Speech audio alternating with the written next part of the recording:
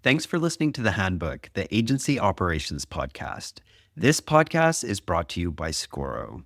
When running our biweekly management meetings at my agency, we always made a point of going through the sales pipeline to review what was happening with deals. Scoro lets you create as many pipeline stages as you like to align with your agency's sales funnel. The great thing is that since this is an integrated and automated platform, the deals in the pipeline are your quotes. And once contracts are signed, those quotes can be turned into projects with a click of a button. And if your sales process is mature enough to have a CRM platform like HubSpot in place, Scoro can integrate natively. So your CRM platform can hand off deals to Scoro when they hit a certain deal stage. The future is not spending all day in spreadsheets. Get automated and empower your team to work smarter. Sign up for a free trial at scoro.com. Or if you arrange a demo call, tell them Harv sent you. Now, let's get to the episode. I'm Harv Nagra. I'm an operations consultant, a former in-house agency operations director, and head of brand communications at Scoro. Welcome to the Handbook, the Agency Operations Podcast, a space where we talk to fellow experts and operations leaders about agency life, discussing the challenges keeping us up at night, as well as strategies that help make things run a little bit smoother.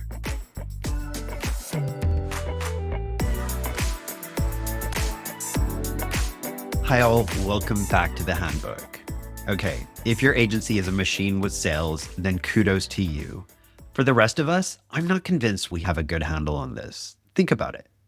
There's so much reliance on referrals or new projects from existing clients. Then there's the classic hybrid role problem that we've spoken about before. Often the same people responsible for delivering projects in an agency are also expected to generate sales.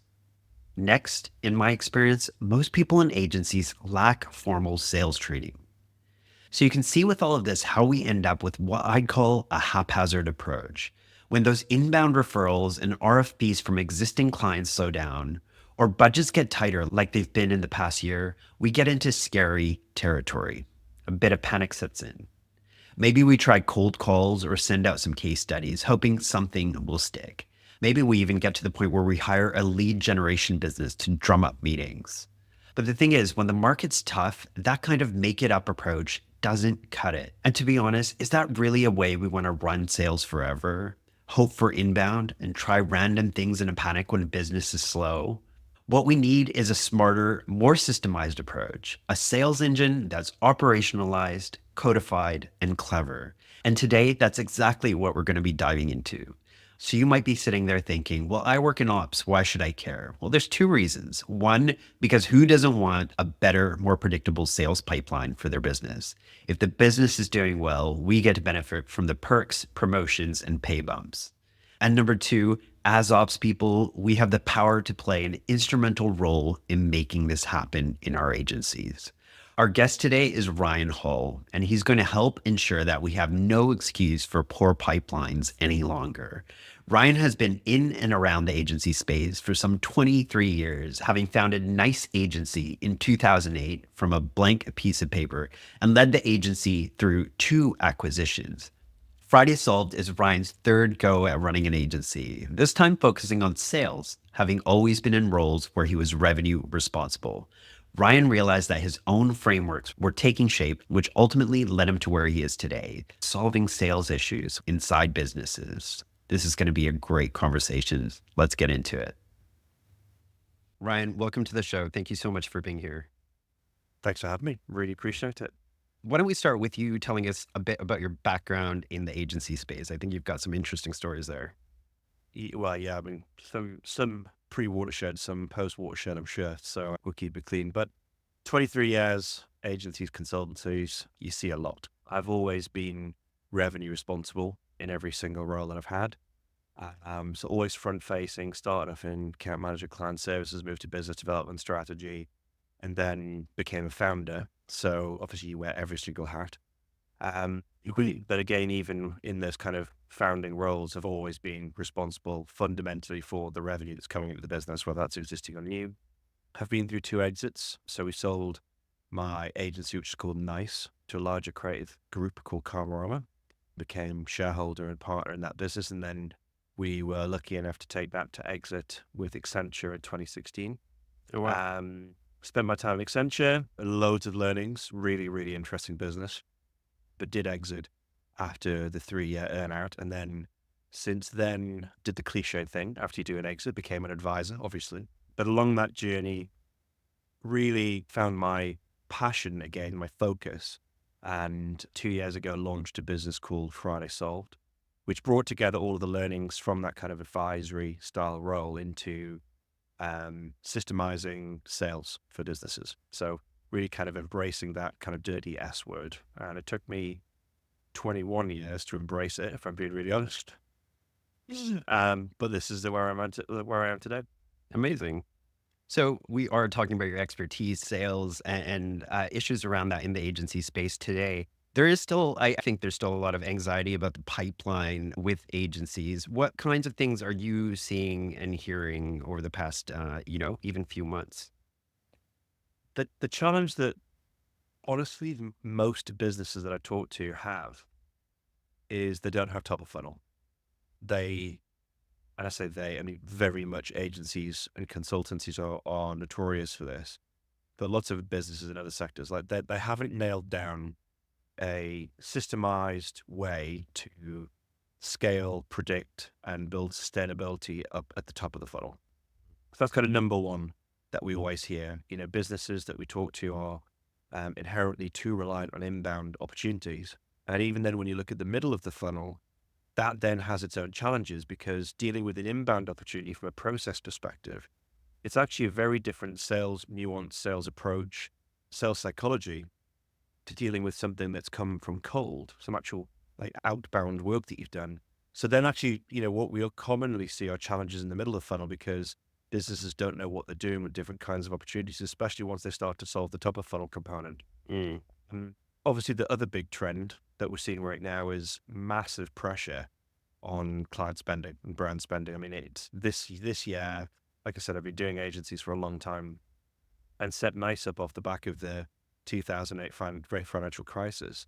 This is the worst year I've seen in 23 years. It's been a real horror show for a lot of businesses. So they're the things that we're seeing. But so sales is always hot on people's lips. Which is why I think it's so important for us to have this conversation. And, I was going to go into that kind of, well, my generalization is that agencies are bad at sales. Why do you think that is? It's relatively easy to build an agency or a consultancy based on the founders or the founding team's black book. And when I say build it, it's actually relatively straightforward to get to 1 million, 2 million, 3 million, maybe 4 million without really having to do much from an outbound perspective. So when you see inbound working, and obviously, years like we've had in 2024 are the things that are making founders, leaders go, oh God, actually, you know what? We need some different strategies here. We can't be reliant on inbound. But, in easier years, when you're starting to see inbound just working and referrals working, and you don't really have to systemize that too much. You don't need to worry too much about the rigorous process because there's just a natural inflow. That becomes a really kind of tricky place when you have a year like 2024 because it really exposes the weaknesses. And again, I'm not kind of calling anyone out because again, I've made all these mistakes myself, right? But it is very, very easy to become reliant on these easy channels. Like you don't have to put a lot of effort into them because it just kind of naturally happens. Yeah. Sales in itself is really hard. And, the idea and even just kind of like eating the elephant of trying to solve sales becomes such a monumental challenge for most businesses. It just puts them off trying, which is why you find lots of businesses who are moderately or relatively successful with zero top of funnel. But again, as I said, it becomes like a real kind of different lens on the world when you have a year like 2024 and a little bit of pandemic, a little bit of 2023, like it's making businesses go, actually, you know what? We're not robust enough. We're not balanced enough. We're not taking it seriously enough. And we haven't systemized our approach to trying to do this. And I think systemization in sales is interesting because everyone's like, it's a dark art. It's very much an art at certain parts of it, but other parts of it are very much science. like process and systems and scale and data and predictability, like, and it's getting that beautiful balance of art and science, which I think scares people as well. You said in the pre-interview, agencies think inbound on existing accounts is sales. It's not. It's account development. And referrals are also not sales. Those are things you can control. Yeah, so I think there's always such an interesting view of, what is sales and what's inbound versus outbound. So a lot of the things that we talk about are naturally outbound activities. Now we use, a variety of different marketing techniques or inbound techniques in the engines we build for people. But ultimately, we're trying to help educate people to take control of the channels that they can control. Referrals, it's an amazing channel, but you can't control it. So Right. you might have a referral strategy or channel strategy, but you can't make the people in your referral network turn up with an amazing deal because you've got, one client's just cancelled a project. You've got a hole in 4 weeks' time. Yeah. You can't control that. The same even with, there's going to be some PPC agencies who are going to really disagree with this, but personally speaking, I don't think you can control PPC from a lead gen kind of sales perspective. I think you're out there with like really sensible targeting. You can't make someone click on that button or even get the right people click on the button at the end of the day. So when it comes to kind of control and sales, the things that you can control are like directly impacting and influencing the people that you can see in either your funnel or your cold prospecting. With demand generation, with email, with LinkedIn, like you can control exactly who you want to go and talk to, whenever you want to go and talk to them. Again, like you can't make them click a button or reply, but you've got much more control and visibility to what's happening in that prospect base than you might have with a specific inbound or only controllable potential sales channel. And a lot of the time with these kind of account manager roles, they do focus a lot on their existing client base as well. And I think to your point that that's not necessarily sales either. That is nurturing and account development. Would you agree? That I completely agree. Farming existing accounts is not hunting for net new sales. Now, again, if a business has got a revenue problem or a pipeline hole or whatever it is, account development, existing clients, that is immediately the first place that you should start. That is always going to be the easiest place to get new revenue, 100%. So holistically, from a growth perspective, it's a really important part of it. But don't just focus on that because there's an enormous untapped opportunity if you can then break that reliance on that model and go out cold, as well as doing all of this stuff as well. So again, when it comes to sales, it's not either or. Unfortunately, you just got to actually be doing it all. So you've got to be doing account development, although it's a little bit more account development than I would actually say sales. Impacts revenue, but it's not quite sales, right? Referrals and inbound and content marketing and all this kind of stuff, as well as the demand generation and all these other bits on the net new sales side of things. At some point, you have to be doing it all. Absolutely. Really good advice. That leads to my next question. I had a previous episode about the role of account managers in an agency, and often that role is kind of a hybrid. So it gets even more diluted. You're an account manager, but you also have to manage projects. So the focus is very broad. And I think often that role doesn't come from a sales background. What's your view on that? Hiring business development managers, salespeople, whatever it may be, is almost like the worst job for any agency to hire for. And you see time and time again, you see people's CVs and they've got like 12, 18 months in a row. It's like repeat, right? That basically is saying that person, I'm not blaming the individual, but that engagement between business and business development manager has failed because they come in, and I'll explain a little bit more my theory behind this, but they come in the first 6 months is like, well, we didn't get what we needed from them, but it's only 6 months in. Sales takes a little bit of time. Let's give them another 6 months. So then it's like 12 weeks. It's like, oh God, still doesn't feel like it's working. We haven't got the traction. Where's the deals? But we've come this far. Let's take another 6 months. And then you get to the 18-month mark. It's like, no, we're going to swap that person out. My hypothesis behind it's down to the individual, but actually businesses are setting that individual business development manager actually to fail because they're asking them to do too much.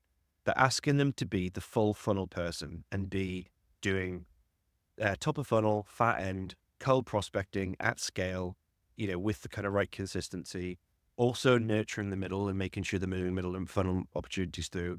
and also potentially closing as well. And I actually think that sets them out to fail. Mm. So coming back to your original question, the safe bet is, well, we've got these amazing account management people. We know them. We've seen them be able to close work. So let's apportion part of their time and get them doing some business development activities. The challenge is, unless you've got the right system and processes, tools, and technology at top of funnel and the right training, that account manager is never going to be able to do top of funnel, nor should they. Actually, it's probably a poor use of their time and experience. Mm-hmm. You put them in the middle of the funnel, and I actually haven't got a problem with that. I actually think that's a really kind of smart use of some great resources, because they're naturally not going to sell. They're actually just trying to be like great relationship people. And I just think that's a brilliant, brilliant opportunity to put into your sales engine.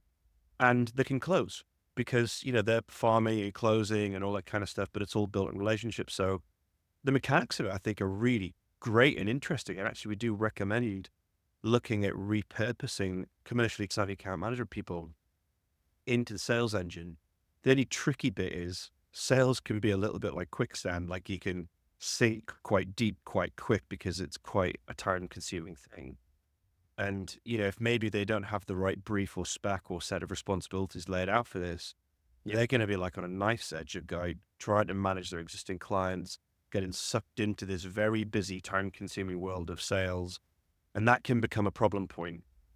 It's like, if you got just a simple math, 70% on existing clients and 30% on net new, honestly, like it's a difficult balance. Like you've got to be very strict with your time, because if a client really starts to like take off, then that person's naturally going to get pulled away from the net new sales side of things. So it's a difficult one to do this kind of hybrid split responsibility. Right. I'm not saying it doesn't work. All I'm saying is like just go in with like the right expectations, that if all of a sudden, you're one of those AMs, Harv, and their account or your account actually book starts blowing up, what you need is, rather than just like letting this stuff drop, you need the process and protocols to go, I'm going to lose all of my time on this client. Right. How are we going to backfill and do like a really sophisticated handover and catching it really early? Again, comes out of process and control. How can I relinquish the responsibility that was taking up that other 30% and do a natural handover some way, somehow? And I think this just lends itself to like, the more mature you get with this, the more likely I think it is that you're going to start having dedicated people responsible for this stuff. And the hybrid starts to get more and more separated, which is probably a sign of maturity as well.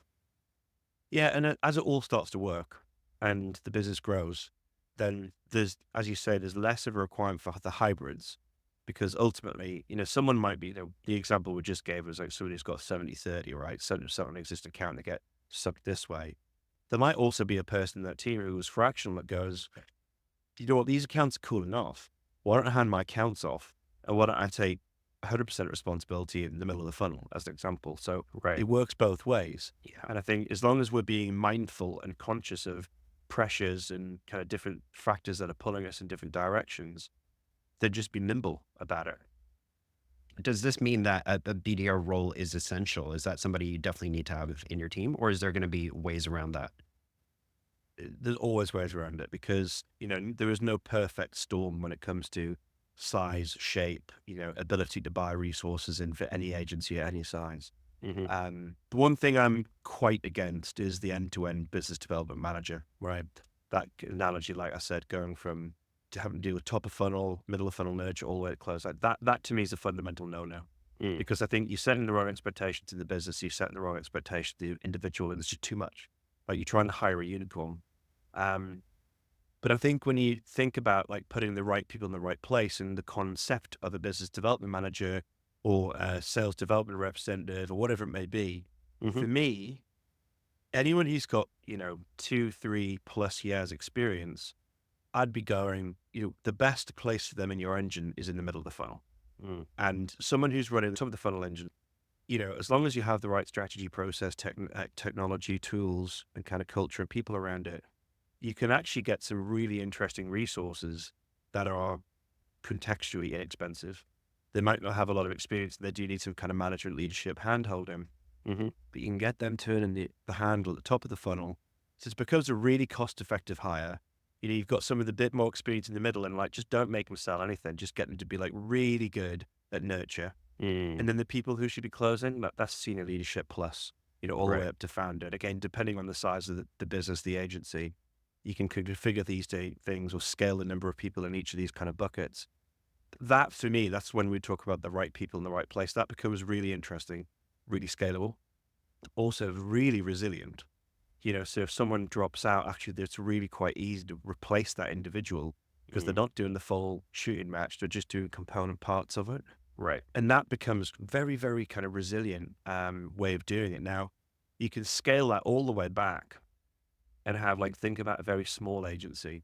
The Mm, founder sits at the bottom.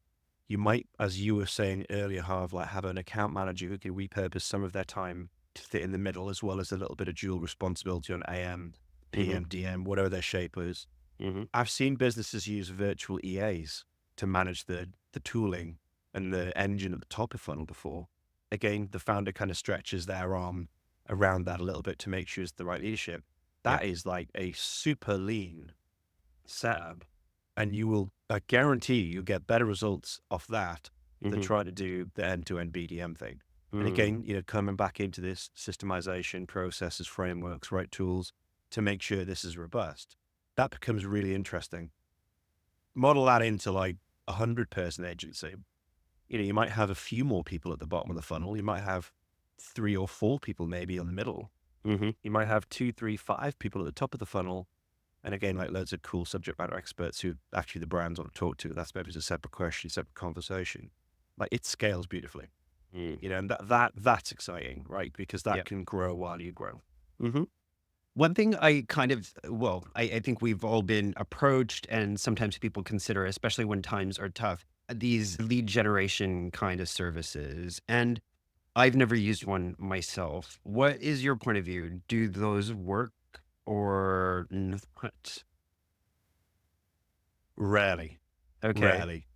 Uh, there's a sliding scale of expense and sophistication at one end, and what might look like even like pay per lead stuff at the bottom Mm-hmm. end of that spectrum. Yeah, look, it can work, Mm-hmm. but I think that the percentage likelihood of it succeeding is often lower than it actually working. Reason being, if you're at the pay per lead end, I mean, it's Yeah. all spray and pray, Mm, right? All they're trying to do is put enough stuff out there so something sticks. And it's like those chance encounters where it's like, oh my God, Ryan, can't believe you just sent me that email or LinkedIn message because I've literally just finished writing a brief about that. I mean, what are the chances? mm-hmm. Well, the chances are there if you're sending enough messages out, but the reality is it's a very difficult process. Yeah. And they don't really understand, like, those businesses, like, their pricing model, like, it's not geared around understanding the nuances of what the end business is trying to do. And it becomes very unsophisticated. And you end up getting one of those emails, which everyone hates getting. It's like, hey, we're a WordPress agency. Do you want to buy a new WordPress website? I'm like, oh Mm, God, mate, like, you're so far from like yeah. any level of sophistication. Is anyone really sending that stuff? Mm-hmm. Then you can step up into some of the more sophisticated offers. But again, the reality is they're still trying to find the brief. And sales is not about hunting for briefs. Sales is about hunting for problems. And even in the more sophisticated, more expensive end of this kind of outsourced meeting gen, lead gen thing, the individuals, nothing against them, but they just aren't equipped well enough versus someone who, if they were inside your business and knew the nuances Yeah. of, like, people say words, right? But Mm-hmm. actually a sophisticated salesperson at any level of experience is kind of matrix style, pulling the words apart. And they go, well, they're actually saying this despite the words that they're using. And can you understand the actual hidden intent and meaning in these conversations? Yeah. And just spot those little micro opportunities where you can go and drop something in, like a really contextual, relevant, a bit of advice, bit of content, an example of work, a solution, whatever it may be, or just even just show that you understand that specific sector that the end client prospect works in. Yeah. So again, even the sophisticated ones, they can't do that. And Mm, that's why, and I've spent lots of money on these kinds of services over the years, and it just didn't work because you just don't care enough about the business. You don't know enough about the business. So again, setting everyone up to fail. in my Yeah. opinion. Yeah, the knowledge is too shallow, so I can see how that could backfire. If you're getting into a conversation, you just can't answer it. It just kind of doesn't work. So, Ryan, what is the problem if you had to summarize it? The problem is, despite sales being one of the top components for stability, growth, whatever it may be, Yeah. most businesses are scared of it because from the outside looking in, it's like a bit of a wild, unmanageable, unfathomable beast to try and get your arms around. So then, fundamentally, businesses then rely on the things that they've seen work in the past, and they're relatively passive. You can't control them as well. But it's the easier path, especially, when maybe a smaller business agency, you're trying to spin so many plates, like delivering the work, keep the clients happy, all that kind of stuff. Like when it comes to well, the inbound stuff's working, let's just keep doing this, let's try and do more of that. So fundamentally, it's just a scary old place.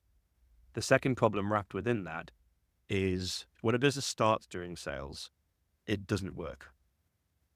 Like nearly every time, right? Because again, there's a concept in lots of businesses' heads that, like a light switch, you can turn sales on, you can turn sales off. Again, that's not how it works. And again, the other bit, just to be, really kind of transparent, there's also no silver bullet to solving sales, right? So everyone goes, "Oh shit!" Sorry, I'm allowed to swear on this. That's fine. Yeah. I should have warned everyone, or a real potty mouth. So everyone goes, "Oh shit, we need more sales. Like we're seeing our pipeline drop. We can see the visibility in our revenue starting to drop X months out. We'd better start doing sales." Light switch on. And then all of a sudden they do some things and they do it for like a couple of weeks, maybe a couple of months, and it doesn't work because it's just not that quick. They go, this is rubbish. Like cold demand generation doesn't work, or this doesn't work, or that doesn't work. It's not fit for purpose for our business. Turn it off again. And then the cycle repeats because oh God, maybe we should try the thing again. Like 6 months time. But the problem is you're just flicking a light switch on and off, right? And it's just fundamentally not how sales works. Sales is about being consistent.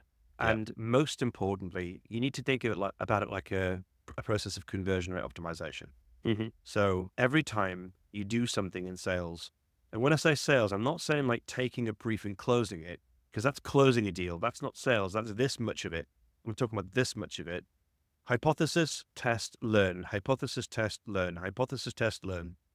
So when you're doing like cold email, for example, everyone runs the first campaign and goes, well, I didn't get any replies. I'm like, you're probably not going to get any replies because you haven't tried to understand, well, you know what, look, on reflection, maybe the subject line was wrong, or this was wrong, or we need to tweak this or bring this up.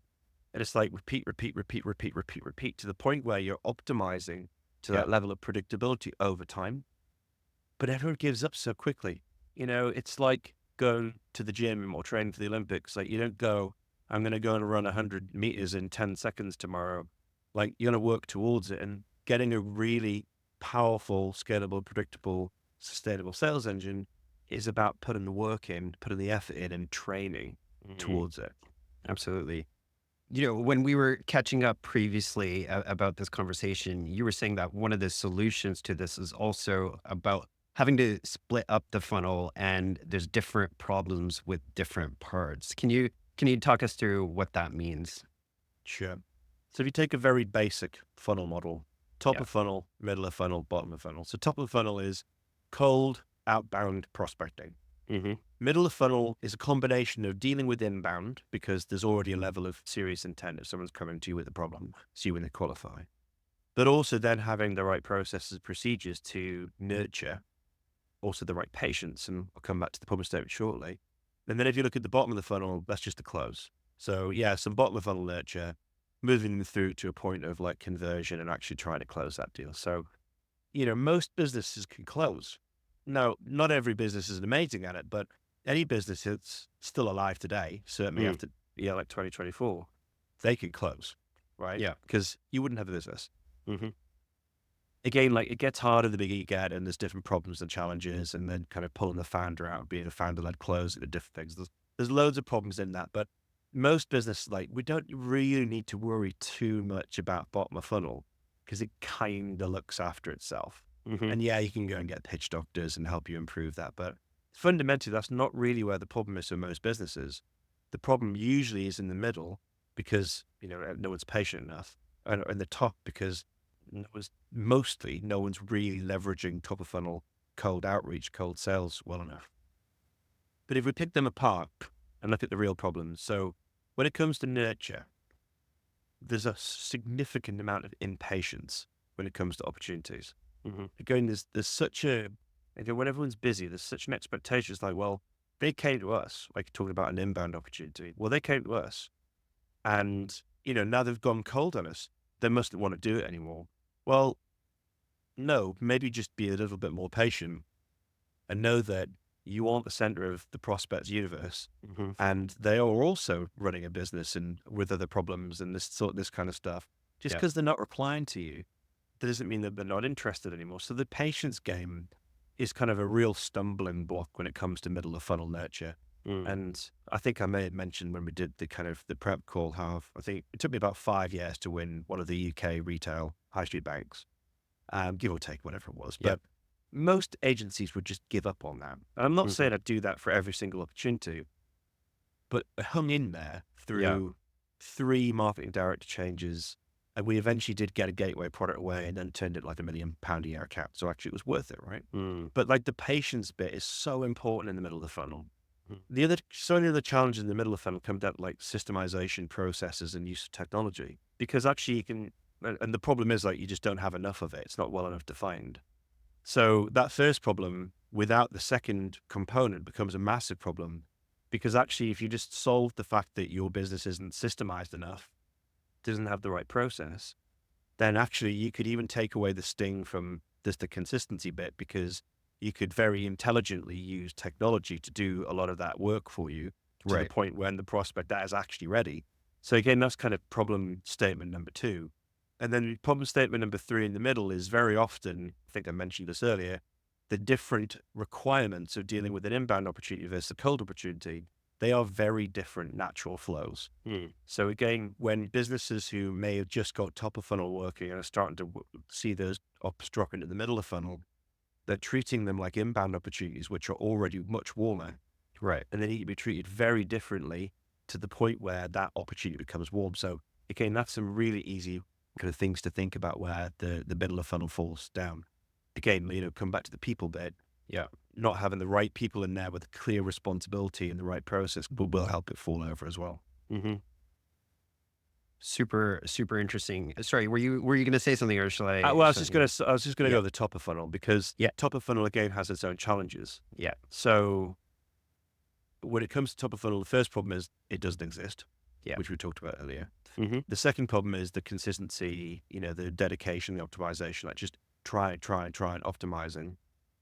And then the third thing, it really is just the appreciation of what it actually means to do something cold.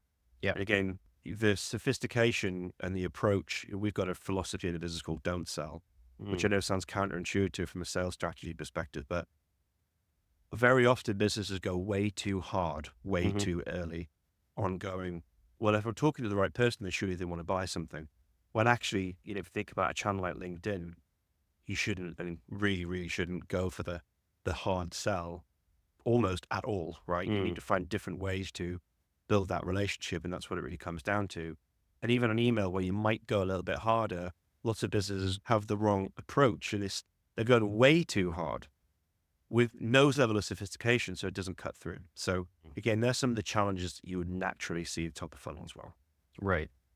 What I love about what you're saying is that, given our operations audience, is that's really what some of this is about, or a lot of it. It's about operationalizing sales, having processes and systems, and continuing to optimize. So that is definitely something the ops people in an agency can support in getting the structure set up.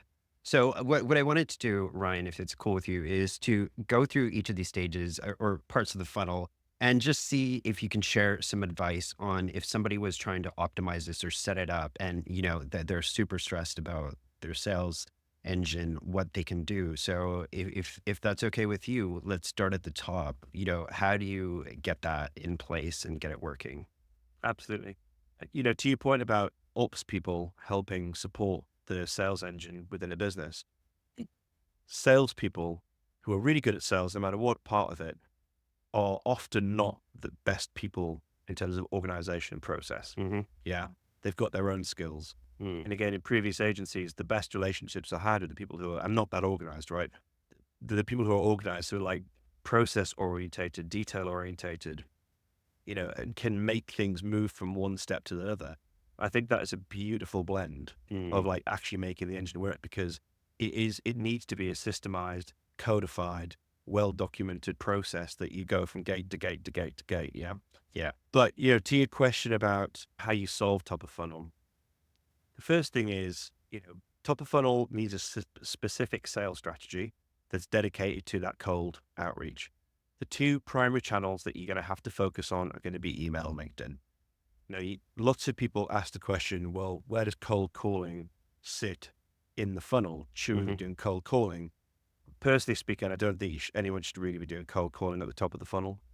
So, leveraging platforms that can also scale and actually can also be very nicely automated if you have the right sales strategy is the way forward. Again, kind of a side note on cold calling. I mean, I don't know how mature you are. I'm very immature. So when I get a call come through on my mobile and I don't recognize the number, I do the mature thing and obviously let it ring out, then Google the number and see who it was, right? Yeah, exactly. And like that's what's happening. Like, I mean, honestly, who wants to take a cold call these days? No one. Come back to the phone in the middle of the funnel. So things that you need to focus on: 2 channels on email and LinkedIn. They're the main areas of focus. Find the right tools and technology, which are all really inexpensive these days as well. Like, gone are the days where you're having to spend like £5,000 on a spreadsheet with the data. Like, there are simple subscription services that can give you all of the data that you need in a very simple way. Yeah. But it's about then making sure that you've got the right process and strategy combined. So like I said, LinkedIn has to be a much softer burn, slower burn. Email can be a bit of a faster, hotter burn. But again, thinking about the process of, we're going to run a hypothesis this month on email. I know that it probably won't work. And we're just going to look for incremental gains every month, as we start to release new email campaigns off the back of that as well. Yeah. The one thing I think, just barring the cool tools, the technology, the strategy, and again, thinking about ops people in agencies that can make this work, is rhythm. Okay. Rhythm and some transparency around what's coming through the engine is really important, because all of those things build sales culture at the top of the funnel, and a supportive environment where we can all share transparently and learn, but built around a drumbeat, so we know exactly what's supposed to be happening and when. So even that like micro detail of, if someone's managing the inboxes of all these LinkedIn campaigns and email campaigns, like scheduling certain times of the day where that person jumps in and does their mailboxes like in chunks. Thinking about, like, we call it a daily pulse or a sales pulse, something in a Slack channel, for example, where there's this constant like chatter, and it might sound really like noisy and potentially distracting, but actually trying to build sales culture, it works incredibly well. Then going a little bit higher in terms of altitude, thinking about the weekly rhythm, the monthly rhythm, the quarterly rhythm, to where the business kind of finds this larger drumbeat. That's the momentum that helps make any sales engine holistically, but certainly the top of funnel work. Yeah. And again, like I said, with the comms bit, trying to kind of instill that transparency of what's going on. So it's everyone's, I was going to say problem, but actually everyone's opportunity, but everyone can see what's going on. Everyone can contribute to that. There's some of the things that really, really do make a difference at the top of funnel. Little cherry on the top would be don't sell. Honestly, that's going to help you make it work if you can manage to do it consistently as well. That's really interesting what you're saying. So, something you were alluding to earlier is that you need the right people in place. And perhaps at the top of the funnel is an opportunity to have somebody that's quite junior in that role, which ends up being quite cost effective. And you were also talking about tools that are relatively affordable these days. So can you just help us visualize a little bit of what that looks like? You've got somebody that you kind of hired that seems savvy. Do they need a certain profile, or are you hiring straight out of uni? Sorry for asking you really basic questions, but like, No, it's a great question. What's the right profile for this person? And then you've got them in the seat. What are you getting them to do? Is it like a LinkedIn Sales Navigator account or a Polo account? What is it, and what are they doing? We recently supported one of our clients in a hiring process to put, we call them drivers or purple t-shirts, that sit at the top of the funnel. Okay. And their in-house recruiter went away with a brief and a spec that we wrote, came back with 10 initial candidates, sorry. And they were pleased as punch because they were like, this one's got a master's, this one's got like a year's worth of experience here, but like, degree in this, da da da da da. And I looked at it and I'm like, I'm not really getting the vibe from them. I don't see where they're like particularly human orientated or people orientated. Right. And like, well, we've got these other CVs. And I was like, let me have a look at them. One person who had been cabin crew for an airline, and there was a guy who'd been working for enterprise car rental for 3 years. Okay. Yeah. And plus some other bits on the CV, as I said, I guarantee out of all these candidates and any of the ones that you get, you'll hire one of these two. And in the end, they hired the guy from enterprise car rental, no Amazing. agency background, not really like true sales experience either. Mm-hmm. But I can tell from the CV and their background that they knew people. So they knew how to handle these little weird, little nuanced kind of situations rather than someone who's just been, and I'm generalizing, obviously, been a bookworm for like 5 years, like degree plus masters, whatever it may be. Mm-hmm. They're just not like tuned in enough to like what people like are doing and saying. So, that's one simple example. But they're the things that we would always be looking for to be doing that kind of top of funnel. And actually, in honesty, like any sales role, if I'm being really honest, but specifically top of funnel, like we want people who can like tune in a little bit and understand how to handle people and kind of be nimble on their feet. Getting detailed on like what the tech stack looks like. So LinkedIn, there's only one place where you get your data from, and that's Sales Navigator. Mm-hmm. It's not a very good tool, if I'm being really honest. Like the filtering tool is not very good. The data's obviously decent, but it trips itself up based on the way that people put information in their profiles. Okay. However, that's where you get your data from. You're either building saved searches or lead lists, but you're basically building lists of people that you want to then communicate with at some point. And then you need to plug a tool on top of that. Lots of them available, like things like Dripify and Sendly and all this, Instantly and all this kind of stuff. But our recommended tools, Meet Alfred. Now, I've been using Meet Alfred for 5 years. As a business, we do a tech comparison every quarter to make sure that we're making the right recommendation to the best tool in the market. Okay. And Alfred's still winning out. I mean, it might not necessarily be the sexiest, glossiest thing, but it's really robust, very simple to use. But that's the send agent. So that's when you've written your flow, like your multi-step flow. Yeah. And you're then plugging it in, going, right, Alfred, look at this particular list in Sales Navigator. And now I'm going to like input, copy, paste all the different stages. Yeah. You check that over. It's like a 3-stage, a 5-stage process, like a connect message, a thank you message, a view profile, a like post, another message, like whatever it may be. Mm-hmm. That's where that's happening. And then you press, Alfred, I'm cool, launch campaign. And Alfred goes and does job for it. Obviously, one nuance in there is like there's a catch on. Like if someone accepts your connection request, make sure there's a delay between the thank you message and the individual prospect pressing accept. Because nothing stinks of like automation. Like you've literally gone, go on, I'll accept Ryan. It's like, oh, thank you for letting me into your network. So like just think about the delays, the kind of the human aspect of like those stages. Email also is not very difficult as from a tech stack perspective. So where you have Sales Navigator for your data in the LinkedIn stack, again, lots of tools are available, but we use a tool called ListKit. Now you mentioned Apollo. Apollo does the same thing. It's a subscription service. You get so many credits a month and you can make it this big or whatever it may be, but fundamentally very cost effective. Now, Apollo, we used to use, we swapped it out through one of these kind of tech reviews. And we think we're using a better quality product with better quality data and it's more accurate. And obviously that impacts deliverability. And again, like Sales Navigator, you're doing filtering and creating a list and it's got this many people in. And then you need a send agent. So again, loads of tools available, but we use a tool called Smart Lead. It integrates directly into ListKit. So there's no handling of data, no double handling, which is always it's fast, but also like who really wants to be wrangling spreadsheets with the data. So in Smart Lead, like I want to create a new campaign. You do a drop down list, you've integrated ListKit. I want list number 4, pulls it straight in for you without any drama. And very much like Alfred, you've written your flow elsewhere. Then you're going message 1, paste, message 2, paste, message 3, paste, changing the delay points between each of these messages. Right. And when you're ready, you press go. And then Smart Lead does all the sending for you. Now, obviously, you need to mail boxes associated to all this and burner domains because you don't want to like potentially pollute your primary domain. But architecturally, that's kind of it. And it's not complicated. The hard bit is the flows. Yeah. So that's what makes it or doesn't make it. But Sorry, you can ask a question there, Harv. Yeah. Another basic question for an agency, what is like the ideal content? Is it kind of case studies, or what do you think, if you can talk about that? Yeah, 100%. So to me, like, if you wear this kind of little veil over your head, which is the don't sell philosophy, okay? To me, a case study is a bit of sales material. So if I was prospecting you on LinkedIn, Harv, like the last thing I'm going to send you first is a case study because I'm literally only there for one reason.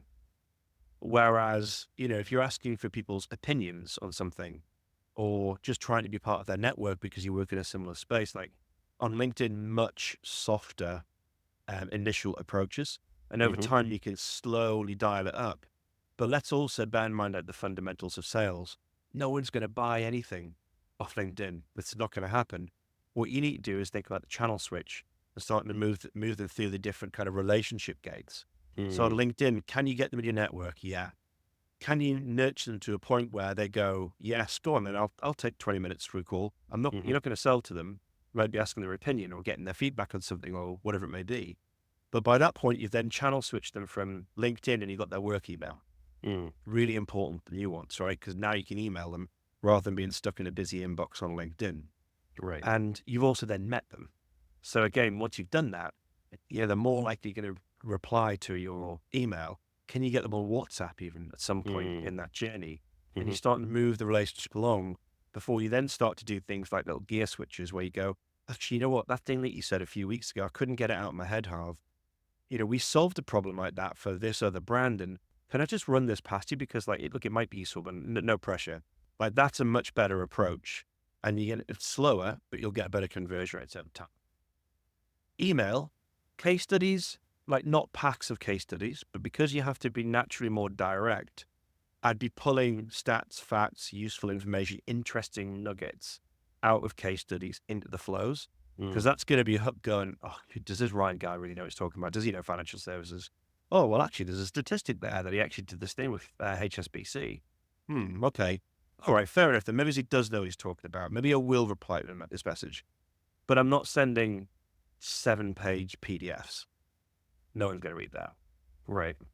And like the pretty pictures are great, and the branding and the logos and all that kind of stuff, but people want to see the results that you were able to deliver. Think of it, when everyone's like building websites and you got I don't know what the current stat is, 2 seconds to make an impression. They're either going to click off or scroll down. It's worse from an email. Like if they don't like the subject line, you get deleted without even opening it. Yeah. If the subject line clicks, they'll open it and they'll probably read like this much. So then you got, they're never going to read a 7-page PDF, right? You got to land your message really quickly to win them over in that split second. Otherwise on email, it's just a straight delete. So, think about it like that. I mean, I'm not saying case studies wouldn't come in later, but to get them interested in potentially having a conversation, you got to put a lot of work in to be like, no, I'm going to do the hard work and I'm going to say these very specific things rather than going, here's a 15-page case study doc. We're amazing. You should talk to us because that's not going to work like that. Yeah. It's very, very impersonal. That is really, really helpful. So let's move on to the middle of the funnel. So if you've solved the top of funnel, you're basically moving the problem from the top to the middle of the funnel. Okay. So, the businesses that can crack top of funnel, they are absolutely creating a massive problem for themselves in a good way in the middle of the funnel. Because as I said earlier, if you've never done top cold funnel before, then all of a sudden you've got these opportunities starting to drip in and it'll be more and more and more and more scaling over time. If you've never had to deal with those opportunities, then you're working only one way. Yeah. If you only know how to deal with people who have come to you with a potential brief, rather than the people who we've just explained who, you just say, okay, yeah, I like your subject line, I like this, and I'll have a call with you, Ryan. Now they're starting to move towards the middle of funnel. That person needs dealt with completely differently than the inbound person. But again, by thinking about how we go about solving that, firstly, it's sales stages. So it's back to process. It's back to like the sales ops, the operational side of things. Thinking about it like a customer journey. Most pipelines are just haven't got enough sales stages in them. It's like, marketing qualified, sales qualified, brief, proposal. I mean, I'm exaggerating, obviously. Yeah. The reality is like we've got like 22 sales stages in one of our funnels. Okay. That's just that's like MQL down to close. That might sound totally obscene, but I can then look at the data and go, without like having these, Kanban board style columns with like 50, 70 deals in, that you just can't see the wood for the tree. So when you're doing follow-ups, that becomes really difficult. But if you spread them out and thinking about the intricacies of the customer journey, like the Yeah. little micro nudges that you do every time to like endear them more and more and more and more closely to you, then the follow-up process becomes much easier. Yeah, you got more columns, but you can segment your working rhythm by this slot on my diary, I'm going to do that column. The next slot on my diary, the next day, I'm going to do the next three and the next three and the next three. And you're looking at like maybe 10 bits of data rather than 50 bits of data. And naturally, it's an easier way to do it. Right. But the real secret sauce is like thinking about it as a UX, CX style customer journey. So again, ops people are brilliant at this stuff. And if you happen to have some UX people, get them involved because they're going to really enrich the way that your customer experience is delivered. Like the prospect isn't receiving the customer experience when they buy you. They're receiving the customer experience from the first time you try and touch them. That's the customer experience. And I know anyone who's listening in a digital agency is going to go, well, obviously that's how it works. But honestly, like not many sales engines are organized with CX, UX style thinking inside them. It's just like, did you send the proposal? Well, I haven't got the proposal. Oh, wait, you're waiting for the brief. Yeah, I'm waiting for the brief. There's probably 6 stages in between there. Like, no. So that's a major, major pitfall. And again, you can use smart technology. I mean, simply as smart as like HubSpot or something like that to automate some of these columns. So, you don't even need to do the handcrafted follow-ups at some point because they're going to go into like some kind of, the point about sticking with opportunities and playing the long game. If someone goes cold on you after like 4 or 5 like manual nurtures, the next stage in that process should just be like an automated, cooler nurture. Like they've cooled off. They're not dead to me because they haven't told me no yet. I haven't ran over the cat or anything. I haven't done anything dramatic, right? Like they're not dead. And if they really didn't want to do it, like at least tell me. And otherwise I'm going to keep following up with you. But stick them in an automated bucket where it's just like with some really useful stuff, content, maybe a case study or two, but keep it as useful as possible. That is gold. And then when they reply, go, oh, cool, bro, they're back. Move them straight to the next one, take them off the automation, pick it up from a human perspective, and then see where they go and start moving through stage by stage. Yeah.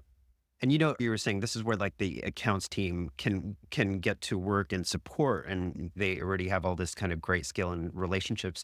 But I can see from what you're saying there's actually a lot to that process as well. So there's really a lot of kind of systemization required and thinking required to get all of that right. Let's talk about bottom of the funnel. Earlier, you were saying that this is probably not an issue, but any advice for that? Less of an issue because if you can't close, you haven't got a business. So it's usually the thing that we try and talk to businesses last about. It's also the thing that most businesses want to talk to us last about as well. But again, some of the pitfalls, not enough nuanced sales stages at the bottom of the funnel, because it doesn't go from proposal, negotiation, subject to contract, close. Again, at our bottom of the funnel, I think we've got maybe 9 or 10 steps. No way. Wow. So, again, we go from proposal to timing. Okay. So again, that cools people off, right? So they've come back and gone, this is amazing. I haven't got the money. I'm not ready. I need to hire that person, blah, blah, blah, whatever it is. I'm like, cool. Like they're still in the game. I can cool off a little bit to be really transparent. Timing. But I might jump from proposal to bottom of funnel nurture because they're like, oh God, this is amazing. So then I'm like, right, well, I actually just need to lean in, right? Keep giving them some stuff.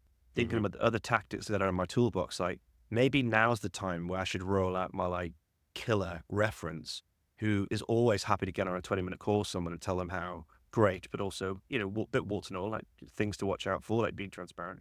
Maybe that's what I should do. That's like the nurture phase. Then again, like, there's loads of other little micro stages to get them even to go yes. And even when they said yes, it's still like, what that's like from a contracting process perspective. It's like, have they issued the contract? Have we negotiated the contract? Do I need a procurement loop, depending on what sectors you're working in? And then finally, fall over the line potentially on close. Well, hopefully not lost. But again, like, so it's a process thing. Really, really, really is importantly process. But then also it's a casting challenge. So, going back to that pitfall of end-to-end business development person, no, bottom of funnel, depending on size of business, is founder, founding team, MDs, or even like down to leadership. Maybe even like, depending on what it is, you might even have the scale where you're doing like senior account directors who are doing closing at that stage. Mm-hmm. Who's assigned? Do they have clear responsibilities? Is the process there? Is that the thing that they're actually focused on? Do they have the time to do it? Like, have we made sure that they're trying to balance other responsibilities elsewhere, especially if it's a founder? Yeah. Mm-hmm. Do they have the time to do it? Like, are we carving time out in their diary? Are we talking about this from like that rhythmic perspective? Right. Going, like, this is where it turns from a ticket on a Kanban board to like cash in bank, right? Mm-hmm. So, hey, Mr. and Mrs. Founder, this one's hot to trot. It's moved fast. We need you to weigh in now. Prioritize this because we can close this in the next 2 weeks. Like, it's those levels of conversation, but that actually come from the process up. The process and the operation, the procedures are the bits that expose these conversations.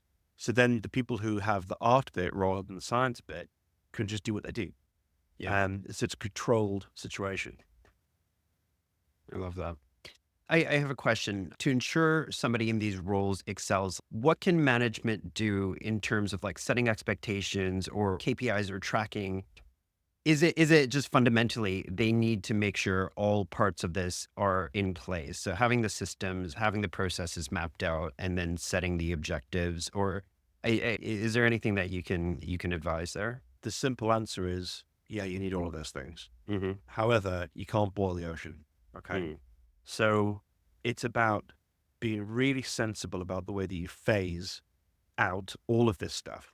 Yeah. And even when it comes to reporting KPIs, expectations, and like phase it, right? So you go, maybe one element of phasing is we're going to solve top of funnel first, or maybe we're going to crack middle of funnel, whatever it may be. Mm-hmm. But tackle that bit rather than the whole bit. Phase the way that you start to bring roles, responsibilities to life. Yeah. So there's an expectation, or almost like a roadmap of, okay, Harv, you're coming in at the middle of the funnel, but what we want you to do today is like just pick up these first 5 opportunities because you're balancing the AM, DM, PM, whatever it may Right. be. Yeah. And then, in month 2, we're going to try and get you to 10. In month 3, we're going to get you to 20. But we're going to start with a very simple process now. We're going to evolve the process to this later. Again, this is like a super, super like ops, like playground of what we're talking about. But that's the thing that's going to really help this succeed and land. In the bigger, more complicated and potentially more politically charged organization, the more phasing that you really need.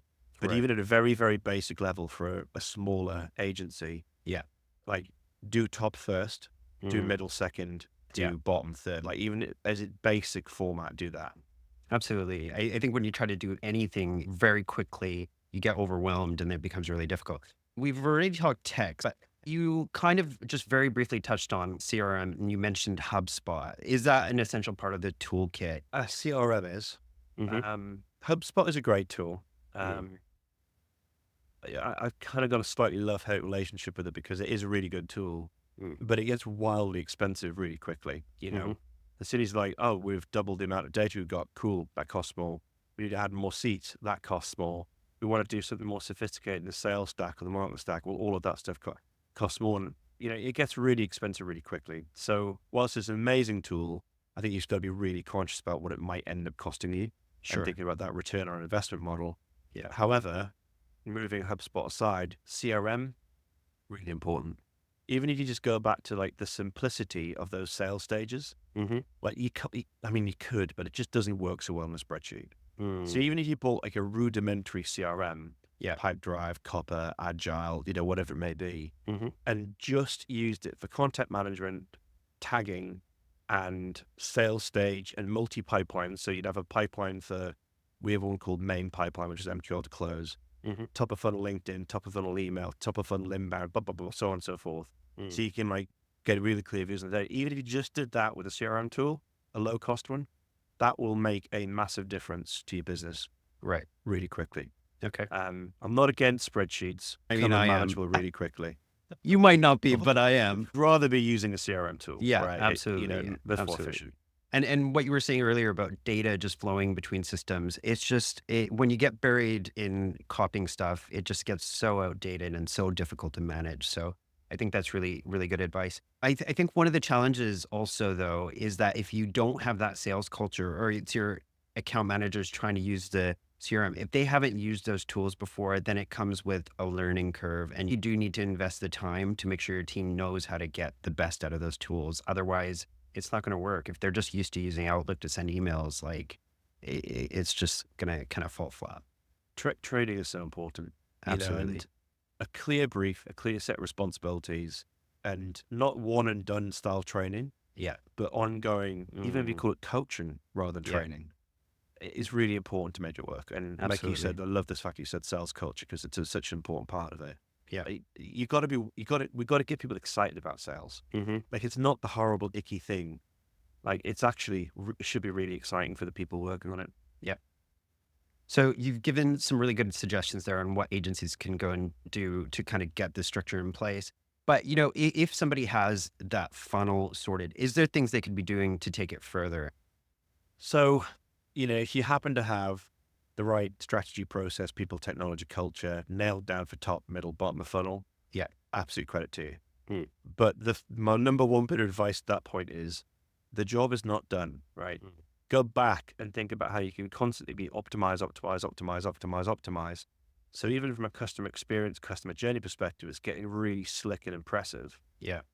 The second thing I'd be saying is how do you scale it? Mm. Because the more scale at the top of the funnel, the more Mhm. results that you're going to start to see flowing through all of those sales stages. They're like my number two things, and the scale bit and the optimization bit, those two things are really, really important to keep pushing. Just don't become bedded into to what you think is good today because there's always more to be done. Hmm. Really, really good advice. So, somebody might be listening to this thinking, this sounds really good. And yeah, I can tackle top of the funnel first and try to take away some of your advice. But there could be a sense of overwhelm and not knowing where to start. And then also being like, okay, well, Ryan mentioned these tools. I don't know how to use these. Is that the kind of stuff that Friday Solved supports and your team does? Can you go in and audit and help create these structures? Can you talk us through how that works? Yeah, I mean, if you don't have something, we can Yeah. come and implement it for you. Mm. But again, we're a done with you service, right? And because we're all about empowerment, we want to get in, do the thing to you, Hmm. empower you, train you, put all the kind of modern process, strategy, technology in place, and then leave you to own it. Yeah. So that's the most important thing for us. Like we're not like the next retainer that someone's going to get hooked on. We're very much a consultancy in, out, do the work and empower and leave you. Hmm. But whether it's a build, whether it's a review, whether it's an optimization, whether it's just general coaching and advice or support, we can work with businesses in all different shapes and sizes, but also different ways as well. Very often we're coming in with like a blank bit of paper on the top of the funnel. Hmm. And everything we do touches strategy, process, technology, people, culture, Mm. different shapes and sizes. But we can get businesses empowered really quickly if that's what they want. Excellent. Excellent. And you have a book coming out soon, I think, as well. Tell us about that. Yeah, it is. It's probably one of the worst things I've ever done in my life. Okay. Really pleased that I finished it. I think it's a good Yeah. quality product. But I think I started writing it on my honeymoon in, oh God, when was my honeymoon? It's like 2016. Okay. And it's come through like 4 or 5 different incarnations. But basically, the incarnation which we've just wrapped, I'm making some minor tweaks. It's called Don't Sell. Hmm. And it is basically our entire playbook in a book. So it touches the positioning side of things, the strategy and process side of things, the demand engine, the nurture component, the culture component, build how to build it, how to establish Oh, culture, how amazing. to run it yourself. Yeah. I think I don't know. I mean, some people have read it already and they said it's good. I Okay. need to get some complete strangers to read it and give me some really harsh feedback on it. But I think it's a good quality product. I think people will find it useful. Amazing. So don't sell and it's coming soon. So look for that. Yeah, you Excellent. can pre-order it. We do have some copies printed already, but if you do want to pre-order, I'd be happy to ship it out to you. But I'll get you a copy as well, Harv. You Amazing. can give me the harsh feedback. That'd be I'd welcome. love that. I'd love that. So where can people go learn more about yourself and connect with you and about Friday Solved? Definitely come and find me on LinkedIn, Ryan Okay. Hall. You'll see lots of pink on my profile, so you can't really miss me. Hmm. That's got all of our content on. We publish an article every week, with really kind of useful insight. So come and check us out there. Subscribe to our LinkedIn newsletter as well. Obviously, we have a website, so fridaysolved.co.uk. Come and check us out there. But honestly, our main storefront is LinkedIn. I think that gives you the cleanest and best view of what our opinion is and how you go about solving sales. Excellent. Ryan, it's been amazing speaking to you, and really, really good advice there that people can take away and implement, and look you up, of course, on your website and LinkedIn, and also look for your book. So I really appreciate your time and sharing all your knowledge with us today. Thanks for having me. Really appreciate it, Harv, and really, really enjoyed the podcast. So thanks for having me on. You're very welcome. Thank you so much. Hey, all, welcome back. This has been the longest episode of the podcast we've had today, and I think you can see why. Sales is a big challenge, and there was so much great advice coming from Ryan. There was literally nothing I could cut to slim this down. And like I said in the intro, if your sales engine works exceptionally well, then that's a huge congratulations to you. I'm not sure I've seen any agency running their sales as slickly as Ryan talked to us about today. But imagine having that in place. Instead of the panic about your pipeline, knowing that you've got a machine in place that will bring in results. I'd encourage everyone listening to ensure they've signed up for the Handbook newsletter so that you get a cheat sheet from the episode today with Ryan's advice when it goes out next week. You can sign up at scoro.com/podcast and scroll down to find the sign up form. And then stop stressing about your sales pipeline and start actioning some of Ryan's advice. Now, if you enjoyed the conversation we had today, then please share this episode with a friend and tell them to subscribe. And lastly, if you're listening to this episode when it goes live in the end of December, this is our last episode of the year. So I'm wishing you all the best over the holidays with your loved ones. Eat all the food, have the Baileys, have a nap every day, and turn off your Slack and emails. That's what I will be doing. Thank you so much for your support this year and for being a listener of the Handbook. And once again, have a wonderful holiday from myself and from everyone at Scoro. I'll be back with the next episode soon. This podcast is brought to you by Scoro, a platform designed for agencies and consultancies, which allows you to manage your projects, finances, and resources, all from one system. This is a platform I brought in at a previous workplace, which completely transformed the way we worked, and which I've recommended to clients of my own. You can sign up for a free trial on scoro.com. That's SCORO.com. Or reach out to me, Harv Nagra, on LinkedIn if you'd like to hear about some of my experiences.